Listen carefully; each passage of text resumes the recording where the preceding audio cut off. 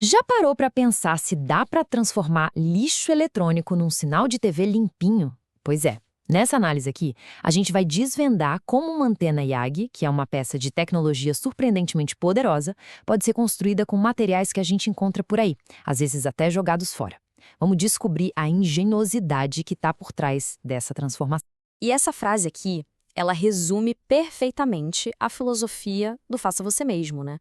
Não é só sobre economizar dinheiro. É sobre o desafio, sobre a satisfação de criar algo que funciona com as próprias mãos, de transformar conhecimento em uma coisa real, tangível. A nossa jornada de construção vai ser dividida em 5 etapas, tá?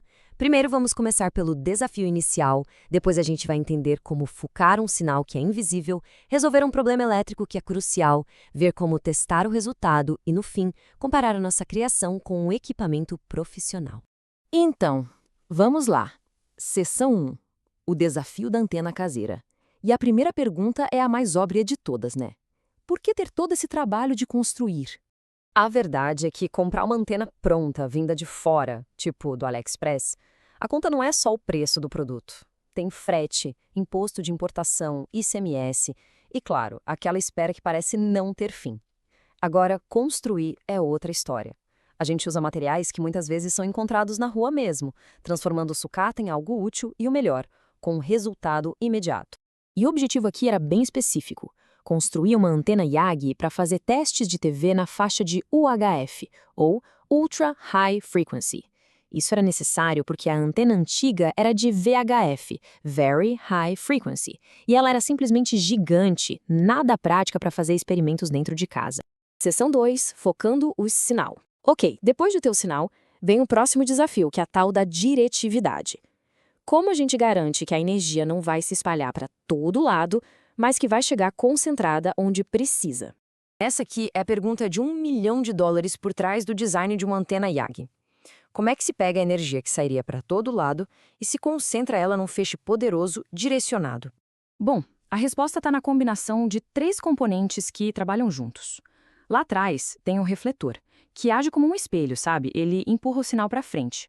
No meio tem o elemento irradiador, que é o ativo, é ele que de fato transmite a energia. E na frente, os diretores. Eles pegam essa energia e afunilam, como se fosse uma lente focando a luz. E o mais interessante aqui é que a relação é direta. Quanto mais elementos diretores a gente coloca na antena, mais estreito e mais diretivo o feixe de transmissão fica. Isso aumenta o ganho, aumenta a eficiência naquela direção que a gente está apontando. Certo, vamos para a seção 3, a combinação perfeita. Agora a gente vai encarar um dos maiores perigos em radiofrequência, a reflexão de energia, um problema que pode literalmente destruir o equipamento. Olha que pergunta crucial! A gente fala de impedância, que é tipo uma resistência para o fluxo de energia de rádio. Se a impedância da antena não casa com a do transmissor, a energia não consegue sair direito. Mas e aí? Quais são as consequências disso? É simples, a energia que não é irradiada pela antena, ela não some no ar. Ela volta pelo cabo, como uma onda que bate na parede e retorna. E essa energia refletida, que a gente chama de onda estacionária, pode literalmente queimar o transistor de saída do transmissor. O risco é real mesmo. Então, como é que a gente evita esse desastre? A solução é uma peça de engenharia muito esperta, chamada Gamma Match. Pensa nela como um sintonizador bem fino. Ela vai lá e ajusta a impedância da antena para casar perfeitamente com os 50 ohms da saída do transmissor, que é o padrão da indústria para todo mundo se conversar.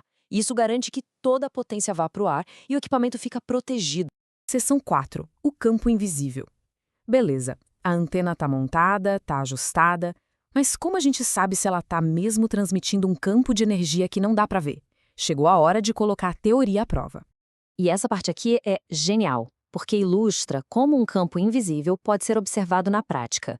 Se a gente simplesmente aproxima a mão do elemento ativo, o campo eletromagnético já é perturbado e a imagem na TV piora na hora. Se uma pessoa fica na frente da antena, bloqueando, a perda de qualidade é ainda maior. E se tocar o elemento ativo com um objeto de metal? A interferência é total, imediata. O mais legal desses testes é que não precisa de nenhum equipamento caro para fazer.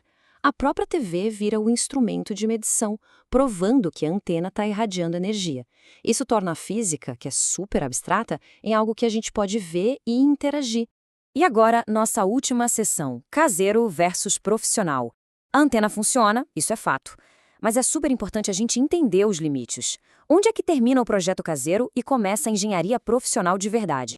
Esse quadro deixa o contraste bem claro. Os testes caseiros são empíricos, feitos num ambiente controlado, quase um laboratório. Já uma abordagem profissional usa equipamentos de alta precisão, como medidores de campo, analisadores vetoriais. Ela precisa levar em conta um monte de variáveis do mundo real, como o terreno, a vegetação, até as condições do tempo. E essa é a grande conclusão. Para o objetivo que foi proposto, que era aprender, testar e experimentar em casa com baixa potência, essa antena caseira não é só funcional, ela é a solução perfeita. Cumpriu a missão com sucesso total. E isso traz a gente de volta para o começo de tudo.